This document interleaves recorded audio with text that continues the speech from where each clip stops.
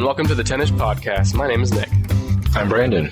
This is a show where we come prepared with top 10 lists. Well, one of us do, and the other tries to guess in real time. I hate openings.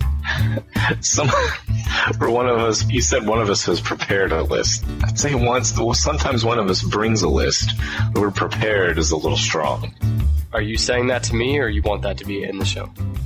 Everything I say I want it to be in the show, except when I explicitly tell you, cut that shit out. Like everything I've ever said about Memphis. I hope you've cut that out. Right, yeah. Brandon, you don't listen to past episodes after they're published, do you? Nope. Okay, well, it's probably... I'm a factory. I'm turning this stuff out. I'm not warehousing it. I don't have any space in my brain or my life for my own voice. My advice is to continue that practice, and if you do get hate mail or Memphians knocking on your door one day, it's just a coincidence. It's not because I kept all of your Memphis hate in. Just so you know. Well, Brandon, what are we going to talk about today? You got the list this week. I got the list. It's not a 10 list. This is where the ish part of top 10 or 10-ish podcast comes in. This is not a top 10. This is top 11. Oh, is that what the ish is for? That's what the ish is for. We found out today. All right. This is the top 11 most prolific American serial killers. I am so happy to hear that. You know, I was wondering which one of us would bring this list forward first. Yeah, I'm kicking off Spooktober.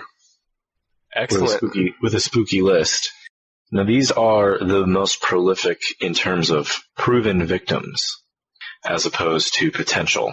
Some of these, the potential victims, according to their own autobiographical details, or what other witnesses or even authorities have witnesses and authorities in many cases say the count could possibly be quite a bit higher. And where it is higher, I'll say so, but we're going by the number of proven victims. Would that be like in a court of law proven? Yes, this was in a court of law proven for each of these. And I think the way we'll do this time, I'm going to let you guess until I am confident that you don't know the rest. Because I'd say about half of these are household serial killer names, and about half of these I think we're going to learn something today. And I don't think you could have guessed them. Or I'm not anticipating you to guess them, but I would love to be surprised. So we'll exhaust your guesses, and then I'll just clue you in. Because there's a lot of content to get here to get through here today. Wait, so when you say you're going to exhaust my guesses, are you going to reveal when I get a guess right? Yes. Okay. If you guess one right, I'll tell you where they are on the list. If you guess one wrong, well, we're just going to move on. I will say, in the interest of time and all of the interesting things we have to get through today, probably want to skip all of the known murderers who are not in the top 11 most prolific, and just skip down and start getting into just like a serial killer, get down in the meat, get down into the bones of this list. Well, should we clue people in first that this is a particular topic of interest for you and I? In fact, we originally were going to do how would you describe it? Kind of a true crime... Disgusting podcast. And we were going to do something disgusting. Yeah, and so Brandon and I, just going into this, have probably a more working knowledge of the serial killer world than, say, my mom or the average person. Not that we are experts, but I'm just saying I probably will have a few good guesses here. I know you said you don't want to talk about the people not on the list, but there are two names. But you just can't help yourself. There's two names in particular that I know are not on this list, but they're two of the most well-known household names out there. And a lot of people probably heard of them. There's two. One is Mr. Ed Gein. He's not on there. Yeah, because he only He's not even close. Yeah, he only was proven to kill, I think, 2 people, and then there's speculation that he may have killed his brother. Ed Gein is one of the top 2 or 3 most well-known serial killers. Well, is even how many people do you have to kill to be a serial killer? 3? I guess 2. If you have 2, that's 2. Well, 2 is 2 in a row. 3 means you're on a streak. Well, I know Ed Gein is actually... Ed Gein has 2 confirmed, 7 possible. Most of Ed Gein's notoriety comes from what he did with dead bodies, even those he did not kill himself. He would go grave robbing. So he's not on this list, but he is the inspiration for a lot of our horror icons out there, such as Leatherface and others. He went Etsy with it. Thank you. By the way, you can listen to us break down the top 10-ish highest-grossing horror films in box office history in episode 5 of our little podcast here. Ed Gein's not in the top 10. Another name not in the top 10. This is my personal favorite. Well, I always hate saying favorite. We're talking about serial killers. That's why you're disgusting. At least I didn't eat that airport hot dog over a trash can compactor. But what I mean by favorite is just the serial killer. I gotta interrupt here for a second. Don't edit this shit out, because I'm gonna say something important in the middle of this you can't edit out. Mm-hmm. You knew that the hot dog incident would come up eventually, and I know what you're doing. This is a political move. You're trying to get out in front of the bad news, trying to get ahead of it, get ahead of the PR, and you're trying to spin it. And I've rarely seen a spin move so blatant. Well, I got news for you. I left in our hot dog debate from episode 7, where we covered the top 10 largest U.S. cities by population. And I can tell you that the feedback I'm getting on social media is all Brandon. Everyone thinks that disgusting old man Brandon had to have that hot dog. And in fact, there's a hashtag movement going on right now. I think it's trending on Twitter. Brandon ate the hot dog. So if you want to tweet out there, listeners, hashtag Brandon ate the hot dog. Let's spread the word. Stop Brandon's baseless propaganda. We all know that. We can settle this like gentlemen. Let's have a vote. If you think Nick is the disgusting perpetrator of hot dog abduction and mutilation over an open, festering trash can in the Atlanta airport. In a crowd full of people. I mean, this was like, if you've been in a crowded airport where you can barely walk, that was the setting here. That's what, there was no seats. There was no tables. That's why Brandon had no choice. Although I think a part of him liked it, got a thrill out of it, for eating over the trash can compactor. The environment in which Nick ate this hot dog was a couple farts away from being Calcutta. And if you believe in true news, in truth and justice, tweet with hashtag hotdognick. And if you are a rube and a dupe who has been bamboozled by Nick into believing a fake news story about me, hashtag hotdogbrandon. Let's look at the evidence real quick. We're just going to spend another minute on this, and then we'll get to the list, okay, people? But I can't let this injustice go on. Look at the evidence from the last 7 episodes. Which of the two of us went on and on about the good barbecue in Memphis? Which of the two of us snortles and chortles like an old man? Wait, what does that have to do with hot dogs? It just proves you're gross. All right. Hashtag, what is it? Hot dog brand. Stupid hashtag, by the way. Hashtag hot dog Nick, if you think Nick did it, or hashtag hot dog Brandon, if you're wrong. Hang on, let me put down my hot dog real quick so I can type the hashtag. Just kidding. Now, I was about to. By the way, neither of us are against hot dogs or eating hot dogs in general. It's just the fact that I'm against lies. Yeah. Let's move on. Okay. Well, I know that Ed Gein's not on this list, and he's not there. My personal favorite, as in my favorite or most interesting that I like to read about, is Mr. Albert Fish, who I think he only has proven kills in the 3 or 4 range, but what he did with the bodies is pretty... he has 3. 3, okay. He has 3 proven murders, up to 8. Yeah, but I know he claimed to have at least raped and molested hundreds, if not thousands, of small children over his lifetime. He is a bad dude. Yeah, if you haven't heard of Albert Fish, he's a bad dude. We don't have to get into it, but look him up.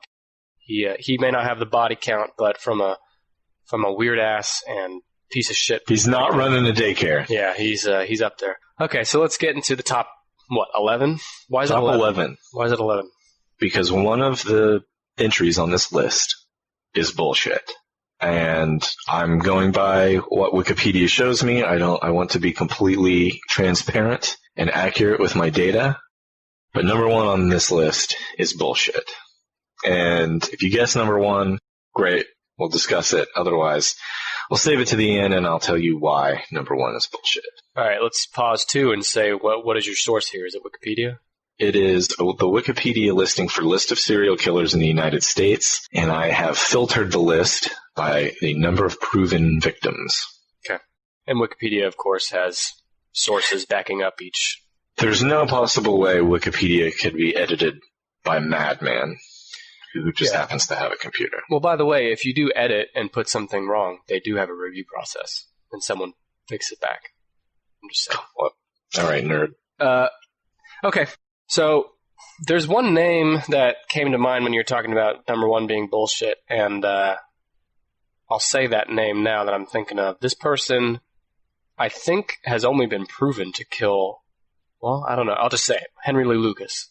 Henry Lee Lucas is not in the top 11. Yeah, because I believe he's the top in terms of what he claims, if I have that right. But I think he's only been proven to kill, He claims to have killed more than 200, and he's second on the list in terms of possible victims. He confessed to approximately 3,000, although most of them are considered outlandish. He is proven to have killed 11, but no, Henry Lee Lucas, he's not on our list. Okay, so let's just go through some of the obvious names now that everyone's going to be thinking of.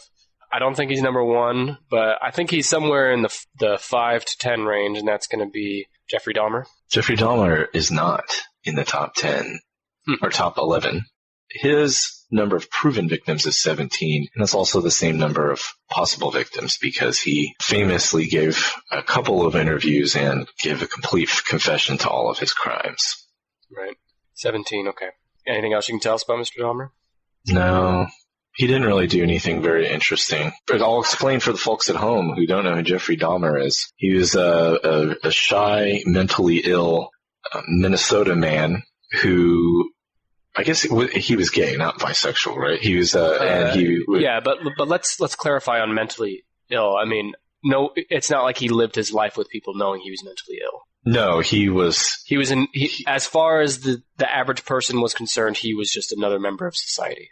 He was weird. I think everyone thought he was weird. Quiet. But I don't think people knew to the extent of how much he lived in a fantasy world. Right. And how much his emotions were tied into the fantasy world and how he blurred his fantasy and in real world. But he would pick up young men at a bar and bring them home to drink with them.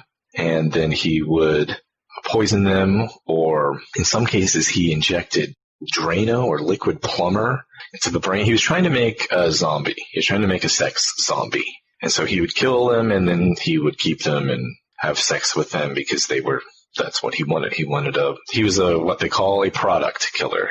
I don't think he particularly enjoyed the process of killing like some killers do. He enjoyed the product. So he killed in order to get bodies. And then of course he famously dismembered and cannibalized some of those young men. They found some body parts in his fridge and freezer, and he would keep the bodies for a long time. And he had a box or a bucket of wieners.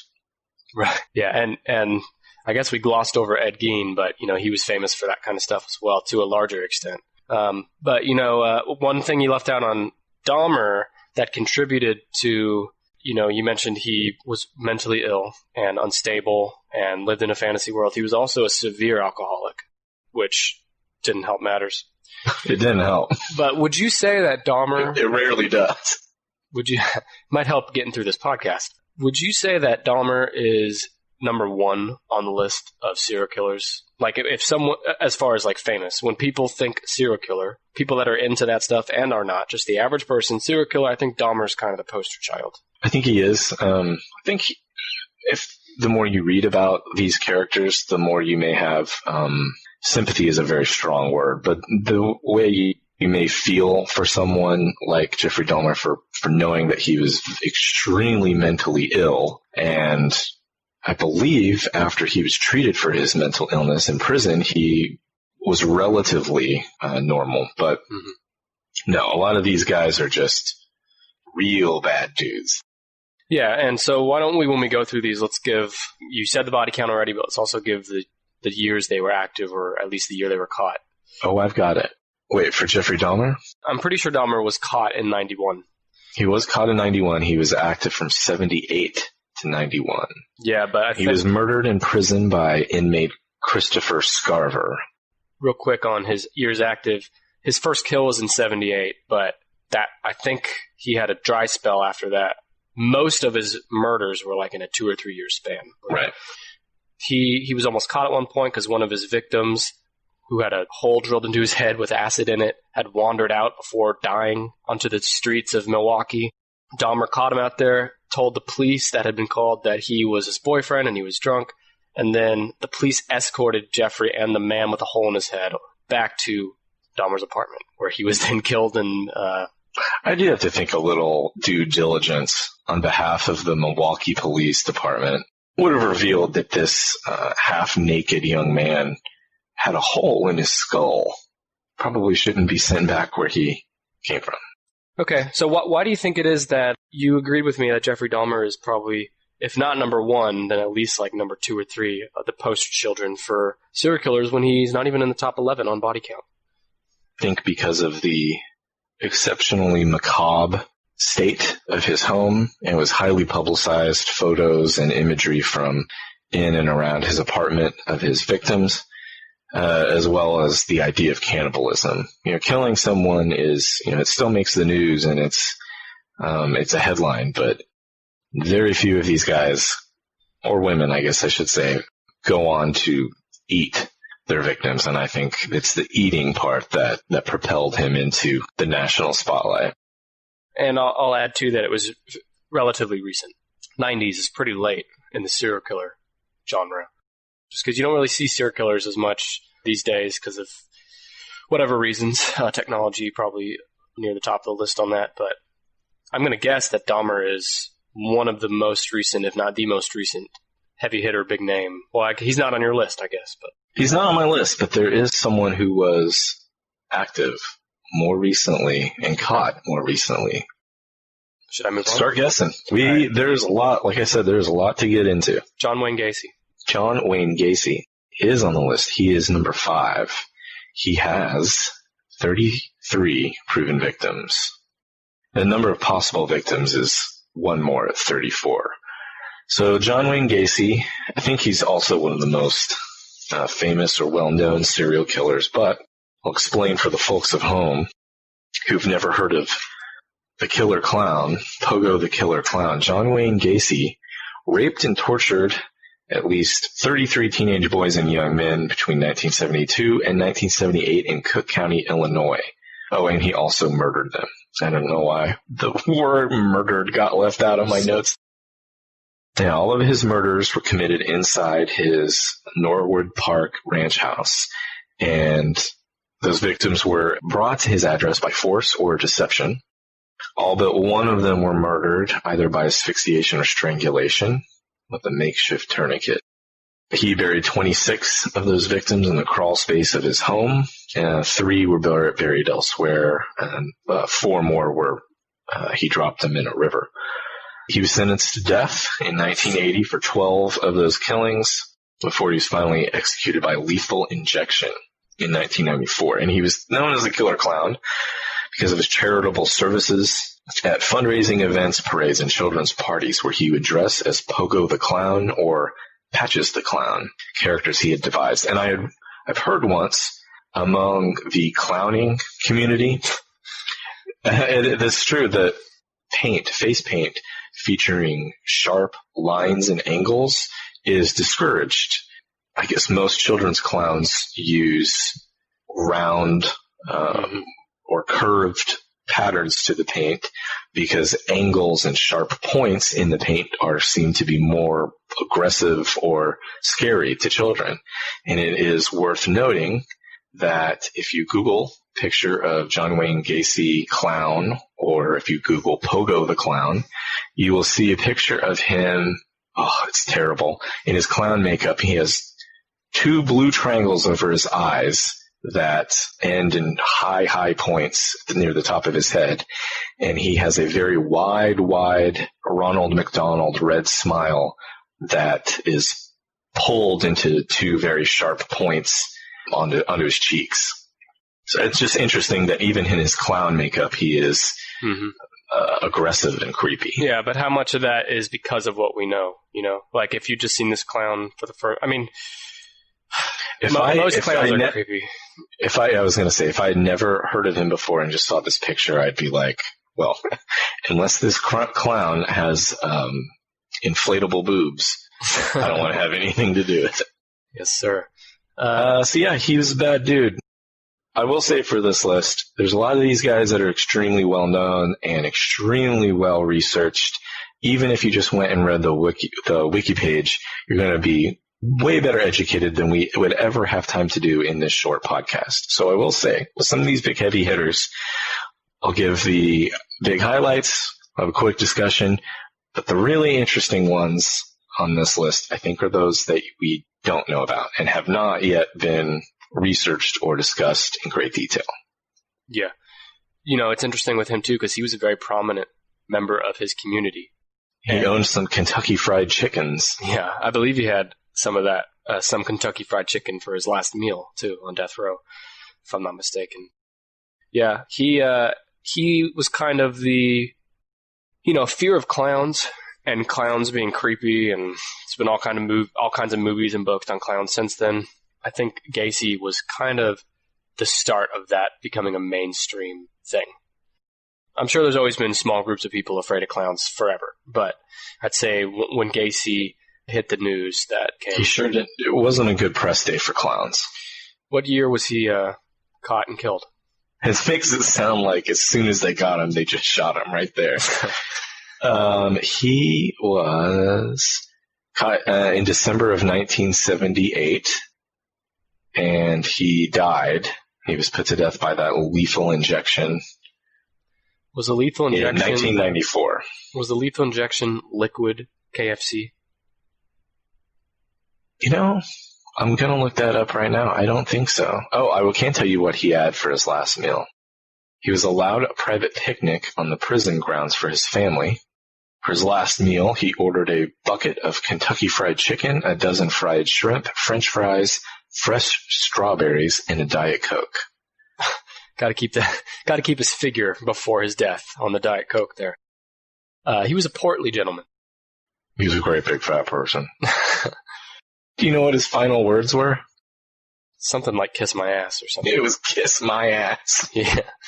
He was a pleasant young man to be around. I don't know. I guess I shouldn't laugh at that, but I did. Sorry. Yeah, it's like he's mad at us for catching him for killing 33 innocent. Yeah, you fucking dicks. You're going to do this to me? Kiss my ass. Well, they had some trouble administering the IV of lethal injection, so maybe he was just irritated about that. Last thing on Gacy is I particularly remember about him that one of the common traits among serial killers as children is they get a head injury. Gacy had a head injury as a child. Yeah, we'll see some more of that in the rest of this list, too. All right, you got one heavy hitter down. I know you know the names of some of these others, so yeah. Okay. Give me another guess. For another one, I'm going to go with Ted Bundy. Ted Bundy is on the list. He is number 9 with 28 proven victims. He was active in the killing game in 1961 and 1978. He was convicted and escaped from prison and committed more murders, and then convicted and sentenced to death. He died by the electric chair in 1989. Wait a minute. Electric chair? Sorry, yeah. I thought I had read that he died from an electric trimmer. Is that wrong? It wasn't a trimmer. Okay, we'll fact check that. Put him on a whole chair. So for the folks at home who've never heard of Ted Bundy, In the 1970s, he confessed to 30 homicides committed in 7 states between 1974 and 1978. The true victim count is unknown and could be much higher than 28 victims. Targeted young female victims, many of whom were brunettes with long hair parted down the middle. He was known, or many of his female victims at first, not after, but at first thought he was handsome and charismatic. But then he would kidnap, rape, and murder them, and they no longer believed those things. And he also would return to make necrophilia upon those women until they were too decomposed. He kept some of his victims' heads in his apartment. Who doesn't? Instead of luring a woman and overpowering her, sometimes he would just break in and beat them to death while they were sleeping. But I think one example of how scary he was is the crimes he committed at Florida State University. In the early hours of January 15th, 1978, he entered Florida State University's Chi Omega sorority house through a rear door that had a faulty locking mechanism. Hang on. Before you go on, let's say, too, that this is within a few days of breaking out of prison. Yes, I forgot to mention. He broke out of prison several times. And he had a lot of energy saved up. At about 2:45 a.m., he bludgeoned Margaret Bowman, age 21, with a piece of oak firewood as she slept, and then he garroted her with a nylon stocking. And then he went in the bedroom of 20-year-old Lisa Levy, and he beat her unconscious and strangled her, tore off one of her nipples, bit deeply into her left buttock, and sexually assaulted her with a hair product bottle. And those teeth marks on the left buttock is what led to his downfall in court, actually, after. Right. He also went in the next bathroom and attacked a victim named Kathy Kleiner. He broke her jaw and deeply lacerated her shoulder. And Karen Chandler suffered a concussion, broken jaw, loss of teeth, and a crushed finger. So he attacked 4 women, detectives believe, in a total of less than 15 minutes and within earshot of more than 30 witnesses who heard nothing. After he left the sorority house, he broke into a basement apartment 8 blocks away and attacked another Florida State student named Cheryl Thomas, dislocating her shoulder and fracturing her jaw and skull in 5 places. She was left with permanent damage. It also ended her dance career. So I guess she lived, which is great, but had long-lasting injuries. And then on one of the beds of the girls, police found a semen stain and a pantyhose mask containing 2 of Bundy's hairs. So Mr. Bundy was a process killer. Or maybe he could be considered both, because he did necrophilia, but... He was a jerk. We can agree on that. I'd put Bundy up there near Dahmer on the poster children of serial killers. Bundy was another one, prominent. He was into politics there for a while. And he was a young Republican. Should tell you everything you need to know about a young Republican. Which should tell you everything you need to know about Brandon's political views. And also, another fun fact about Bundy, I guess this is semi-well-known. Before all this, he worked at a suicide hotline in or near Seattle. And the woman he sat next to when he would talk people off the ledge, literally, on the phone, the woman that sat next to him ended up becoming a best-selling author based off her experiences with Mr. Bundy. Her name's Anne Rule. Yeah, she wrote a good book about him called The Stranger Beside Me, and then she went on to write books about other serial killers as well. Yeah. And my other favorite fact about Bundy is that he represented himself. Facts. He represented himself in his trial. One of the things that people always write about Bundy is that he was extremely, intelligent? Well, he was intelligent, but he was also extremely conceited and sure of himself and confident. And he thought... Arrogant, egotistical. Yeah, thank you. Arrogant. That's what I was looking for. He was sure that his best chance of getting out of this, he could talk his way out of it by representing himself in court. And he talked his ass right into the electric chair, where he belonged. Right before dying, though, he, of course, blamed everything on the porn industry. That's right. Pornography made him do it. That's why all the millions upon millions of people in the world who view pornography also go on to serial murder people. Alrighty, so direct we've got 9 left. There's a lot left. There's a lot of names on here that I don't think you're familiar with. I'll get through the rest of the obvious ones. We'll say BTK next. No, he is not on this list. Okay. I think, what is he, 14-ish? Not his ranking, but how many people he killed. Okay, Dennis Rader has 10 proven victims, and that is also the number of possible victims, taking place between 1974 and 1991. He is the one also known as the BTK killer. Find, torture, kill killer. I mean, we'll move on since he's not on the list, but I'll just say, look up BTK. I'd say he has one of the most punchable faces of serial killers. I'd call him one of the biggest assholes. Not that anybody here is a stand-up citizen, but Rader's just an asshole about everything. And, he has just a pinched face, smug nerd asshole. And he had a family this whole time. He killed innocent children and tortured families. I mean, he's a real piece of work. Don't like that guy. Look him up. Let's have another guess then. What are some other obvious ones? I know that Ed Kemper's not on here, but he's another really interesting one. He's not. I know that... I'm going to give you a clue. Hang on. Is Leonard Lake and no. Charles Ng on here? Okay, no. Go ahead. What's my clue? Oh, Richard Ramirez. Richard Ramirez is not on here. Damn, okay. Richard Ramirez had 13 proven victims, 14 possible victims. He is known as the Night Stalker. He's not on this list. He's not the original Night Stalker. The original Night Stalker is one of my most interesting subjects to read about in terms of serial killers. And if you are interested in serial killers, I highly recommend doing some research into this one. The original Night Stalker / the East Area Rapist / the Golden State Killer / Visalia Ransacker was just arrested based on DNA evidence earlier this year in April or May 2018, nearly 40 years after the beginning of his crimes. And I was extremely interested in this case. Before he was caught, I never ever thought they would catch him. And they did. And the entire story is extremely interesting, and it is still unfolding. So if you're interested in this stuff, read up on him and then get ready, because he is going to trial very soon. And I'll also give a quick shout out to the Unresolved podcast.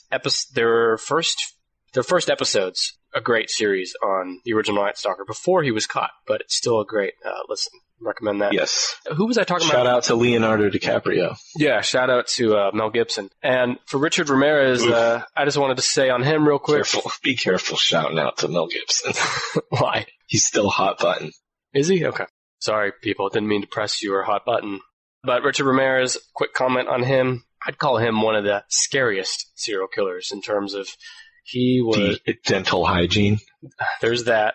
But if that was enough to scare me, then I wouldn't be doing this podcast with you. He loved to torment his victims and freak people out. He left people alive sometimes, too, just so they could live with the fear of him coming back. Real classy guy, Mr. Ramirez. And so did the original Night Stalker. Okay, is he on the list, original Night Stalker? He's not actually on this entire list at all. I guess because he has not been proven in a court of law yet. His number of proven victims, I think at the end of his life, will be somewhere around 12. Let's see. I know I'm missing some big names here. You're ready for a clue. Okay, let's do a clue. Seattle. Green River. Yeah, Green River. Okay, Green River Killer. Do you know his name? Gary Ridgway is number 2. Technically, he is number 1. As we'll find out in just a moment, he is technically number 1 on this list, I feel. The total of 49 proven victims. All those victims were prostitutes. Most of them, yeah. Yeah. He's convicted of 49 murders in Washington state that took place in the 80s and 90s. He mostly killed prostitutes and teenage runaways. He strangled them with his bare hands, sometimes using ligatures, dumped their bodies in forested and overgrown areas in the Seattle area, often returning to their bodies to have sex with them, which I guess is a thing. Non-consensual sex. He was finally arrested in 2001 as he was leaving his job painting trucks at the Kenworth factory. He had been a suspect since the 1980s. He was on police radar since the 1980s. DNA was finally able to tie him to the murders, and he's still alive in prison. He was married with a family, I believe. He was married a few times. Let's see. Friends and family described him as friendly but strange. Would you marry a serial killer, Brandon? In prison? A female serial killer? Sure. Well, I mean, it would... There are female serial killers, believe it or not. Yeah, but there's just so few of them. No, probably not. You wouldn't, probably? Okay. He probably wouldn't, everybody. I can't rule it out. Go ahead. Yeah, during his second marriage, he became very religious. He started beating the Bible real hard at work and at home, insisting that his wife and follow these strict Bible teachings. It would make him cry after he went to church or read the Bible. He was so wrapped up in it. But then he also kept having sex with prostitutes and wanting his wife to have sex in public and inappropriate places, sometimes even in areas where victims' bodies were later discovered. Ew. We don't know that he was raping his wife, right? I think we could assume that it probably wasn't just sweet vanilla lovemaking. Okay. He also had a bedwetting problem until he was 13 years old, which is one part of the McDonald triad. He also had an IQ in the low 80s, so he was a bit of a dope. He was a bit of a Forrest Gump. Hey, why don't you explain for the folks at home what the McDonald triad is? The McDonald triad is something I think has been it's more of a guide, it's not a rule, that serial killers most often exhibit 3 behaviors in childhood that are consistent with going on to lead a serial killer lifestyle as an adult. And those are an obsession with fire, killing or torturing small animals, and bedwetting past, I guess, what is recognized as a normal age to stop bedwetting. So there wasn't any information on him and small animals and fire, but he did piss the bed. So, Brandon, how long have you been living as someone with all 3 of the McDonald triad? I was never obsessed with fire as a kid. I'm still not particularly interested in fire. Fire's fine for whatever. Wasn't a bedwetter. And I was nice to animals. Sorry. If the triad was loves hot dogs, loves Roger Rabbit, hates Memphis, you'd be number 1 on this list with a bullet. I have a question for you. Gary Ridgway, he's on this list. He's famous. People know who he is. But he's definitely nowhere near. The average person would not recognize that name right away. The same way people do for Gacy, Bundy, Dahmer. Why is that? I think a lot of it is probably because 49 sex workers, despite the large number, they are considered among police or law enforcement at times, and it sucks to say this or hear this, but they are considered like the less missing or the less dead. No one is coming in or very few people are coming in bothering the police about finding the killer of a drifter prostitute. Yeah. Or these sex workers have been forgotten. So I'd say that's probably the biggest part of it. It's not like Dahmer's victims were, but obviously there's a big difference between what Dahmer did and what Ridgway did. But I guess that was my point, that Gary Ridgway's methods and all that was just kind of more traditional, for lack of a better word, than Dahmer. Pretty traditional meat and potatoes guy. You know what I mean? You know what I'm trying to say, though, right? Like, Dahmer was very outside the box and shocking. Yeah. Whereas Gary Ridgway... He thought outside the box. He was drilling holes in heads and pouring Drano inside. And, yeah, Gary... Right, which all that's normal if he just didn't kill him. Right now you've got 3 out of 11, and we've been talking for almost an hour. Okay. Why don't we add... All right, help me out. Give me some clues. I think there is only one other name on this list that you're going to recognize. And I'll give you some clues. 1970s, Houston, Texas. Oh, the Candyman. What's his name? The Candyman, Dean Corll. Dean Corll, thank you. Yep. Dean Corll, it was called the Candyman. He had 28 proven victims, possible victims, much more than 28. So is he 10? In the Houston area. He was number 8. Bundy had 28. Oh. Dean Corll's 28 also. So then they're tied. So Dean Corll, yeah, he's the Candyman. Let me get to my notes here. So Dean Corll is interesting in terms of serial killers because he had accomplices. He had 2 teenage accomplices, David and Elmer. who helped him abduct, rape, torture, and murder at least 28 boys and young men, 1970 to 1973 in Houston, Texas. And he was a big-time process killer. Loved it. Yes. The murders came to light after Elmer shot Coral. So he never lived to see trial or conviction or be held responsible for his crimes. Victims were lured to Coral's addresses in the Houston area with an offer to party, which I guess means boozing and drugs. Fighting and boozing, drugs, fighting and fucking. And then they would be restrained and killed by strangulation or shooting. He buried 17 victims in a rented boat shed. And as you mentioned, he was known as the Candyman and also the Pied Piper because he and his family owned a candy factory. He was known to give free candy to local children. So he was kind of like, he's actually not that different from Willy Wonka because Willy Wonka killed children as well. Okay. That's either a joke or some reference I don't get. Have you never seen Charlie and the Chocolate Factory? Yeah, who's he killing that? All those kids die. When do they die?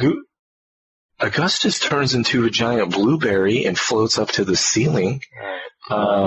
What's her name? All those kids die. Mike TV? Doesn't he get shrunk down tiny and die? They all die. All those kids died. Some of them fall into the chocolate river and then are just covered in chocolate, and the Oompa Loompas eat them later. Every kid in Charlie and the Chocolate Factory died except for Charlie. And then he got taken up in that glass elevator, and God knows what happens when he got up there. So yeah, that's Dean Coral. Check.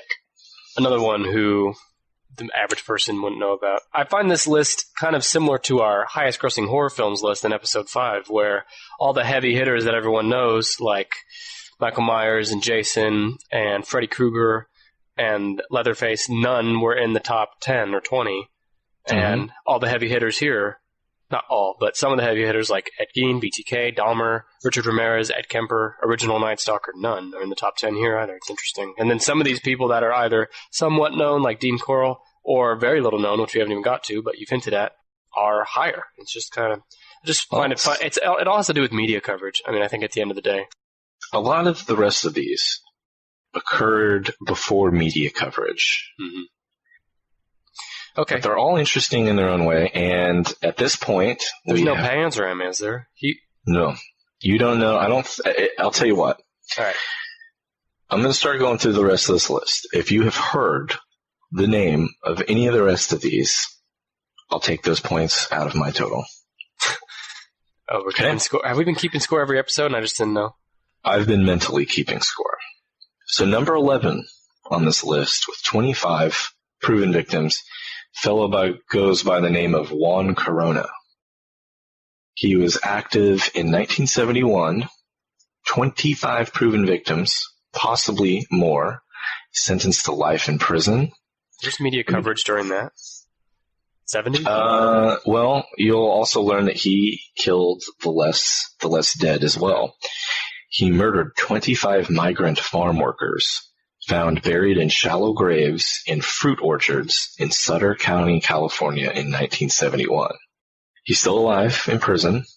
He's a migrant farmer who had a mental breakdown after a big flood happened in California in 1955. This flood killed 38 people and caused all kinds of destruction, and he had a nervous mental breakdown. He believed everyone had died in the flood and that he was living in a land of ghosts. He was committed and given 23 shock treatments and then released. He was deported to Mexico, but he returned legally with a green card to continue working. He was a migrant farmer himself. And I guess due to his mental illness, he murdered 25 other migrant farm workers. I'd never heard of him either. Juan Corona. Also, he invented Corona beer. It's named after him. Interesting. That's not true. I made that up. American dream. Yeah, he lived the American dream. So that's number 11. You said that all his victims were the less dead. Did you mention if they were sex workers as well? No, they're migrant farmers. Oh, okay. Migrant meaning, they may not have a permanent address, they may not speak English, and they may not be in the country legally. So there's many reasons why they would be looked for or less reported. I thought you meant scantily clad sex workers hoeing and doing farm work. But that's not what you meant. Okay. All right. So that's number 11. Number 10 on the list is a lady. A lady cracked this list. Number 10 on the list is a lady by the name of Belle Gunness. See, she has 25 proven victims, and possibly as many as 40 victims. So we got Corona and Guinness on the list. She is also the one. She also invented Guinness Stout. No, it's not spelled like that. She's a listener of the show as well. Shout out to Bill. No, she's long dead, I guess. What was her? She was a Norwegian-American woman who killed as many as 40 between 1884 and 1908 in LaPorte, Indiana. I think this is one of the more interesting stories to come out of this list. In 1908, the Gunness farmhouse was found burned to the ground. In the ruins, authorities found the headless body of an adult woman, initially identified as Belle Gunness, and her 3 children. Upon further investigation, authorities unearthed remains of at least 11 more people. Gunness's hired hand, a guy named Ray Lamphere, was convicted of arson in connection with the fire. He confessed that Gunness had placed ads seeking male companionship. When the men showed up to her farm to companion her, she robbed and murdered them. Then she asked Lamphere to burn down the farmhouse with her children inside. The body thought to be Gunness was her last known murder victim. She killed a lady and then chopped her head off and stuck her in there in her place. She did this because the brother of one of her victims had warned her that he was coming back to investigate.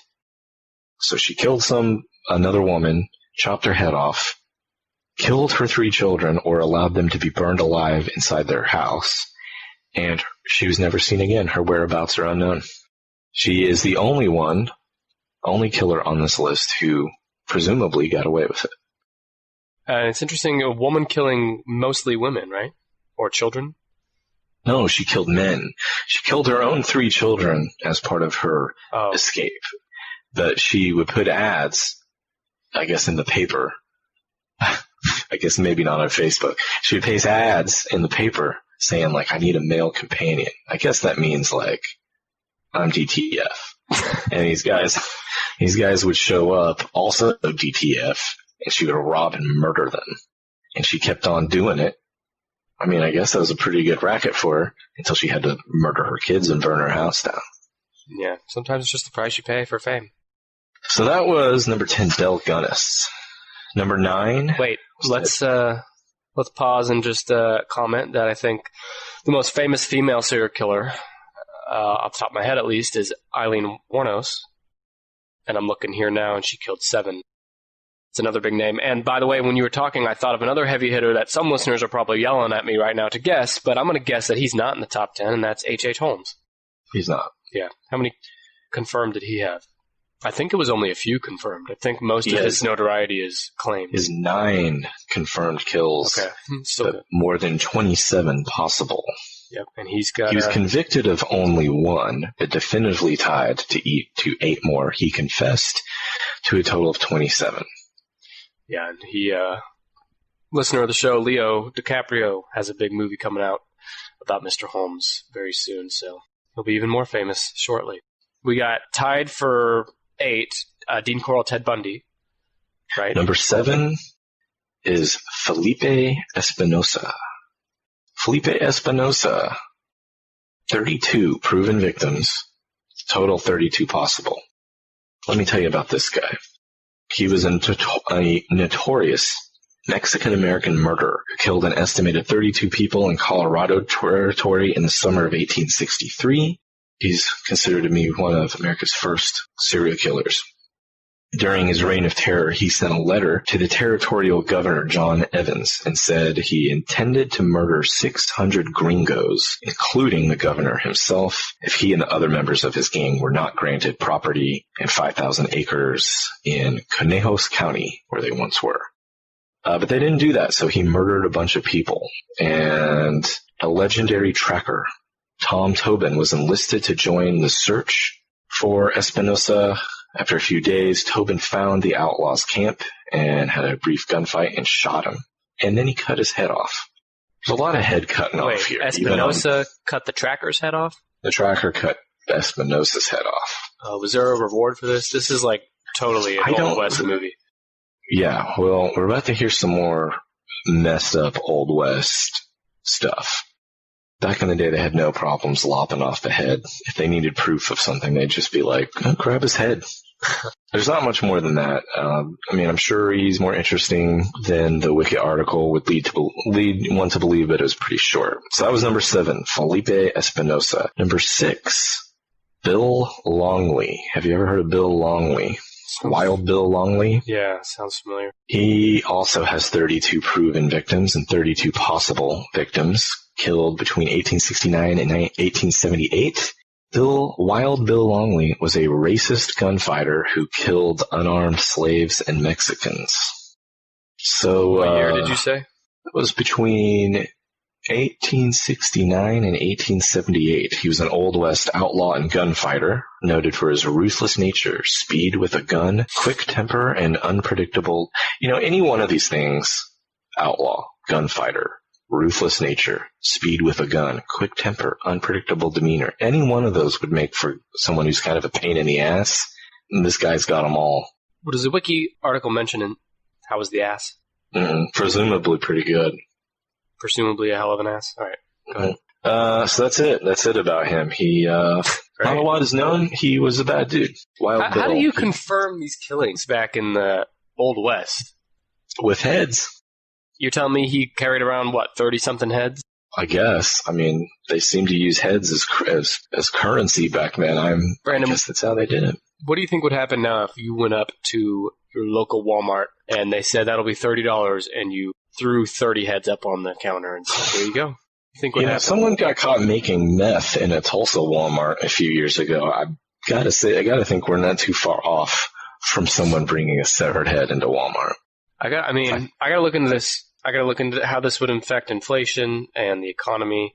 There might be a future in human heads as currency. It might be more sustainable than paper money. You've heard it here first. 2019 is going to be the year of a human head in a Walmart. But how much do you think one head is worth? $10?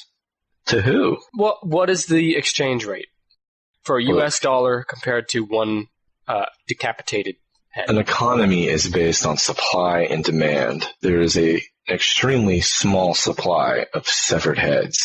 And I have to imagine that the demand for severed heads is similarly very low. No, however, you're missing the point.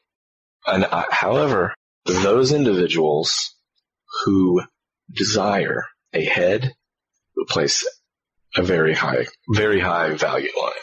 But I think in an America where severed heads are an accepted form of currency, the supply of severed heads is low now. But when they become accepted, people are lobbing off heads left and right to pay for their milk, their mortgage, their electric bill, their paid subscription to Pornhub. When the economy collapses, I think we'll all find out. All right. Severed head. The problem with severed heads, you can't fit them in your wallet. So I have to figure out a new carrying system for the severed head economy. You gotta shrink them. Well, even the shrunken heads won't fit in your wallet, Brandon. They're cute. All right, number 6 was Wild Bill Langley. Number 5, John Wayne Gacy. We talked about him. Number 4, have you ever heard of Donald Harvey? No. He is known as the Angel of Death. Between 1970 and 1987, he killed at least 37 people, possibly as many as 80. My first note is that he looks like a sweet little nerd. If you Google Donald Harvey, He looks just like a sweet little nerd. He looks kind of like Napoleon Dynamite's brother, the little guy with a mustache and glasses. Donald Harvey was an orderly, estimated to have killed between 37 and 57 people. A lot of them were elderly. He started out smothering them to ease their pain. Just like anything, he started to enjoy it more. That's not true. Hang on. It's not just like anything, you enjoy it the more you do it. You know, the more time I get my blood drawn at the doctor, I don't enjoy it. Well, he loved doing this. Well, by the way, I just looked him up while you were talking, and does he look like a sweet little nerd? He looks like, I don't say this about many grown men, but he looks very cuddly. Yeah, he looks really gentle. He wasn't, though. I mean, sorry to jump ahead, but I'm looking here now, and he just died last year, 2017. Spoiler. Sorry. All right, I'll let you continue. Go ahead. Let's see. Yeah, he started to enjoy it more. Started calling himself the Angel of Death. The things he used to kill his victims were things like arsenic, cyanide, insulin. He would suffocate them, sometimes administer too much morphine. He would turn off ventilators. At times, he administered fluid that was tainted with hepatitis B and or HIV. When a sentence ends with the phrase and or HIV, the rest of it's bad. He put a coat hanger in a catheter and caused damage that got infected. Holy hell. Yeah, that killed someone? Yeah. It happened in Kentucky and Ohio. He also killed his lover and roommate, Carl Howler, when he suspected Carl of infidelity. He poisoned 2 of his neighbors, killed one and made the other one sick, and he also killed his former lover, Carl Howler. He killed Howler's father, Henry, with arsenic. He went to prison, and he was found just last year in his cell, severely beaten, and he died 2 days later. So good times. I'm reading his Wikipedia now, and he was serving 28 consecutive life sentences, plus $270,000 in fines. What is the point of fining a guy that's serving 28 life sentences? I don't know. They don't even if he stamped license plates, I don't think he would even come close to scratching that into making a dent in that fine. Maybe with the severed head currency system, he might have been able to afford that. Okay. Anything else? It seems like severing heads may have been the only thing he didn't try. No, that was it. I'd never heard of him before, but he... Yeah, me either. But I'll say that on this list, he's got the most boring name so far, Donald Harvey. Donald Harvey. Yeah. Agreed. That's number 4. Number 3. This is the one I've been waiting to get to. Number 3. Have you heard of the Harp brothers? No. Oh boy, get ready for this. There's a lot of notes. Now. Buckle up. Could have done a whole episode on just these guys. 39 total victims attributed to the Harp brothers, but the possible number of victims is more than 50. These are America's first known serial killers. Micaiah, known as Big Harp, born sometime around 768, and Wiley Little Harp, born sometime before 1770, were murderers, highwaymen, and river pirates who operated in Tennessee, Kentucky, Illinois, and Mississippi in the late 18th century. They're the earliest documented serial killers in the United States from the colonial area forward. I have a lot of notes that I've made some highlights on. Let me run through this real quick, and then we can discuss these guys. They were loyal to the British Crown during the American Revolution. And then they became outlaws after the war and began robbing and killing settlers in the remote frontier west of the Appalachian Mountains. They're believed to have killed 39 people, possibly as many as 50. As their crimes gained notoriety, vigilante groups formed to avenge their victims, and they eventually tracked them down and executed them around the turn of the century. They were motivated mostly by bloodlust rather than financial gain. So according to the eyewitness account of Captain James Wood of the Continental Army, during the American Revolution, the Harp brothers joined a rape gang in North Carolina. There's a whole gang of people. They're just having gangs, and their purpose when they got together wasn't like, we're the vintage video game gang, or we're the tabletop gaming gang, or we're like the 6th Street Crips. These guys specifically said we're a gang for raping. And they raped, stole, Is that murdered. What they wore on their shirts or their leather jackets? Gang for raping? On their cuts, yeah. Raping, stealing, murdering, and burning and destroying property. So that was bad. Let's see. Then sometime during 1797, they began a vicious, I mean, it already sounds like they had been viciously crime spreeing, but then they really got after it, going through Tennessee, Kentucky, and Illinois, and this is where they made the most of their murders. In 1797, when they were living near Knoxville, they were accused of murdering a man named Johnson, whose body was found in a river covered with urine and ripped open, the chest cavity filled and weighted down with stones. That became a signature way that they disposed with bodies as part of their killings. They also butchered anyone with at the slightest provocation, even babies. These guys lived their lives like how I play Grand Theft Auto 5. If they came across someone that they didn't like the way they look, like a peddler taking his horse from town to town, they just killed him and took his horse and his goods. They made a habit when they were hiding out near a cave. They made a habit of taking travelers to the top of a bluff and stripping them naked and then pushing them off the bluff. Let's see. So then rewards were placed on their heads. And the whole time they're doing this, they're running around their wives and children, towing them around the country. So there's more stuff, throwing more people off the bluff, stripping them naked, pushing them off, cutting throats, disemboweling people, throwing them in the river, killing girls, killing slaves, an entire family they fell in their sleep. In August 1799, Big Harp bashed his infant daughter's head against a tree because her constant crying annoyed him. That was the only crime for which he would later confess remorse. That same month, a man was found disemboweled in a creek. And then shortly after that, the Harp brothers were given shelter at the Stegall home in Webster County, Kentucky. At the Stegall home, the pair killed another overnight guest named Major William Love, as well as Mrs. Stegall's 4-month-old baby boy, whose throat was slit when he cried. When Mrs. Stegall screamed at the sight of her infant being killed, she was also murdered. So they kept on killing people and fled west to avoid the growing number of posses that were trying to find them and kill them, including the husband and father, Moses Stegall. Posse did finally track them down. Big Harp was shot in the leg and the back. Then he was subdued with a tomahawk. As Big Harp lay dying, he confessed to 20 murders. And then while he was still conscious, Moses Stegall, husband and father of a slain mother and her infant child, slowly cut off the outlaw's head. Later, that head was placed on a pole for warnings to other outlaws. And then Little Harp was finally hunted down and executed by hanging 4 years later. His head was also cut off and placed on a stake as a warning to other outlaws.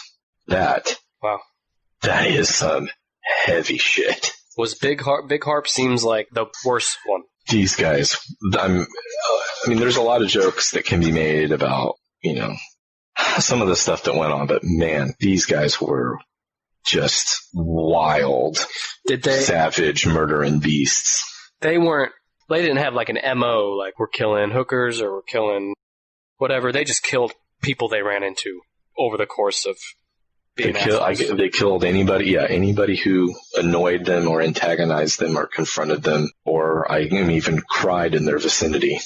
Yeah, that's sad. That's some brutal stuff. I never heard any of that. If Leo DiCaprio and our other listeners out there wanted to do more reading on this sort of thing, they should search what? Harp Brothers? Harp Brothers, Harpe. Okay, Brothers. There's an E. The whole thing, I really highlighted the sort of most disturbing and brutal parts, but the whole story is pretty interesting. The awful stuff they saw in the War for American Independence definitely had effect on their ability to do such gruesome things later in life. Sounds like a hell of a movie idea, but also, yeah, just interesting that those guys, I've never heard of them, and I'm into, I've done a lot of research on serial killers, so maybe I think almost like outlaws are in like a separate category sometimes than serial killers, especially older ones like that, but interesting. Yeah, I'm going to read up on them later, probably right after we hang up. Yeah. Before you get to, we know number 2 is Gary Ridgway, and before you get to number 1, I do want to pause real quick and give a quick shout out to some podcasts that we are supporting. Do it. First of all, if you missed last week, definitely recommend the Clear Your History podcast. I've been really getting into their show lately. They're young podcasts like us, so I think as of the time of recording this, they have less than 10 episodes, so easy to get caught up. Great podcast. And for another podcast... They have good content. That I wish we'd just steal it. Yeah, we might. We might steal it. No, we might. But we should. We might. And for another podcast we've been getting into lately, that is the Fake Headlines podcast, where they present a few fake headlines and one true one, try to figure out which one's the real one. For more on that podcast, listen to this. Hi, I'm Tiffany Dillon. Hi, I'm Kevin Dillon. And we're the hosts of Fake Headlines podcast. Each week, Tiffany and I bring 3 headlines to the mic, making the other guess which ones are fakes and which ones are reals. Here are a few headlines from past episodes. Store caught sticking googly eyes on fish to make them look fresh. Woman marries 300-year-old ghost because she couldn't find a human husband. Religious leader named Penis Baba pulls car 100 feet using only his manhood while stunned crowds watch. Woman finds pickled toad during house renovation. Disney Star Wars park to sell Ewoks, furry pedometers.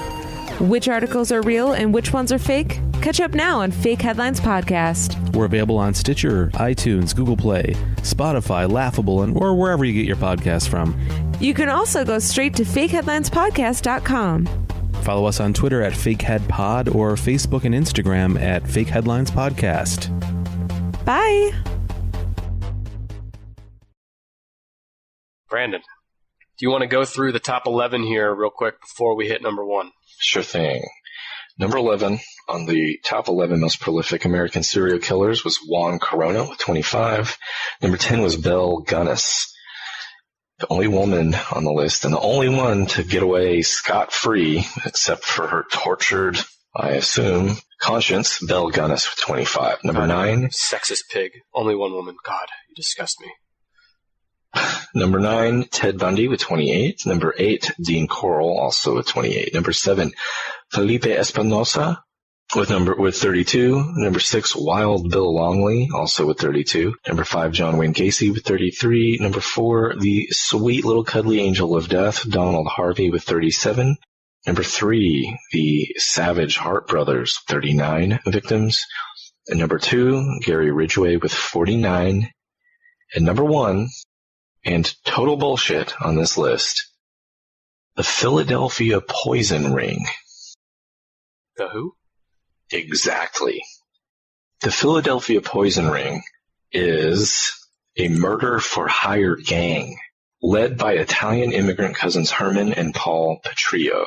The Philadelphia Poison Ring has 114 proven victims and 114 possible victims. These 2 Italian immigrant cousins, along with 4 others, were convicted as part of the Philadelphia Poison Ring in, I think it was 1938. One of the brothers, Herman, was an expert counterfeiter and arsonist, and Paul ran an insurance scam business from the back of his tailor shop. The murders began in 1931 when Herman began hiring thugs to kill men that he had arranged to insure so that he could collect on the double indemnity accident insurance. They mostly used arsenic to carry out their poisonings, but as they started doing this, they hired the other people in this gang, this ring, to pull this off. It was a big insurance scam. The whole thing was for profit. So by virtue of the fact that they did not murder out of bloodlust or for sexual reasons or for revenge, for any other reason that's just than profit, and the fact that they work together as part of organized crime, it makes me think that this is bullshit and should not be on this list. So the 114 victims are less dead to you than those victims that were killed for quote-unquote sexual reasons. Just want to make sure I have that clear and on the record. No. I'm saying that these do not belong in the same list with the rest of these killers because of, even though their acts are just as heinous and they've killed so many people, but they did it as part of organized crime to make money. They didn't do it because they hated or lusted or were mentally ill. They just wanted some money. They just killed people for money. It was an insurance scam. Yeah, they poisoned a bunch of people, and then they were executed by electric chair in 1941. 1941. So I guess you're right. We kind of got every decade, or not every decade, but every century represented here from the 1700s on, right? Yeah, America has a long tradition of killing people and lopping off their heads and doing all other poisoning. Yep. HIV. And or HIV, yeah. So why don't we there it is. Why don't we go through each entry on the list now and say what movie first comes to mind for each entry? I'm just kidding. Okay. I'm just kidding. No, I'll do it. Well, I'll give you lightning round. Here you go. Number 11, Juan Corona, Corona beer commercials. Number 10, Belle Gunness, the movie Memphis Belle. Number 9, Ted Bundy. The Ted Bundy movie coming out with Zac Efron. No, Ted, the movie with the teddy bear. Number 8. Something about you saying teddy bear is just... Go ahead. Number 8, Dean Coral. Coral makes me think of Coral Under the Sea. Makes me think of Little Mermaid. Number 7, Felipe Espinosa. Makes me think of the movie The Three Amigos. Wild Bill Longley makes me think about Tombstone. Number 5, John Wayne Gacy makes me think about Pee-wee's Big Adventure. Because John Wayne Gacy and Francis, the bully. You're right. Fat bully. Jesus Christ, you're so right. I never thought yeah. that. Yeah. Number 4, Donald Harvey reminds me of Napoleon Dynamite. He looks like Napoleon's brother Kip. Number 3, the Harp Brothers reminds me of that movie with Chris Farley and Matthew Perry, Almost Heroes, where they're the lesser comedic versions of Lewis and Clark, and hijinks ensue out on the frontier. Yeah, let's move on. Gary Ridgway. I don't think of Green Lantern. Think of him. Green River Killer. Green Lantern. Actually, I think about the Zodiac, just because they are not similar at all in their methods, but because they're both on the West Coast and so very closely associated with a geographical region, just makes me think about the Zodiac Killer. Zodiac is another heavy hitter that is very famous. Not anywhere near the top 10. Or top 11, excuse me. Very good book on him available. Let me see if I don't have it sitting here where I can see it. Can't remember what it's called. It might just be called Zodiac. It's by Robert Graysmith. A very good book on Zodiac. And then finally, Philadelphia Poison Ring. It makes me think of the movie Philadelphia. Man, you're where just... Tom Hanks was... We got it. He died of AIDS and or HIV. Man, it's really reaching into your creative limits there to come up with that one. You're welcome, everybody. Is there anything else on the top 11 you want to talk about? No, I'm glad I don't have to read any of this for the rest of the day. Hell of a list, Brandy. That's what we're calling you now, officially on the show, by the way, Brandy. Nope. Also, don't forget, if you believe in truth, you'll want to tweet hashtag hotdognick, because Nick ate a hot dog over an open air trash can. Or if you believe stupid ass lies by a stupid ass filthy mouth liar, wow, vote hashtag hotdogbrandon if you want to be wrong and banned from this podcast.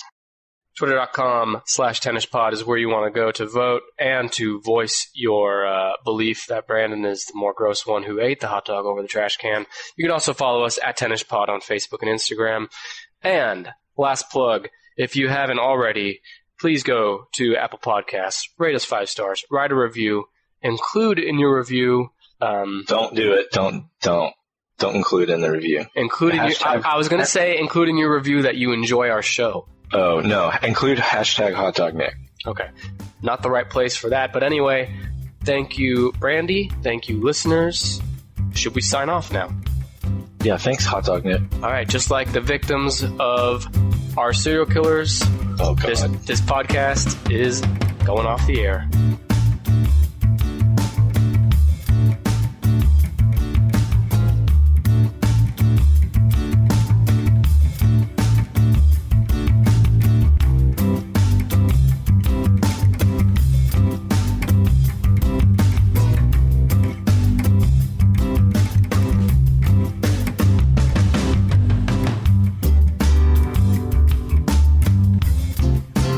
like to thank Kevin McLeod for his song Hackbeat, which we found on incompetech.com for the official Tennis Podcast theme.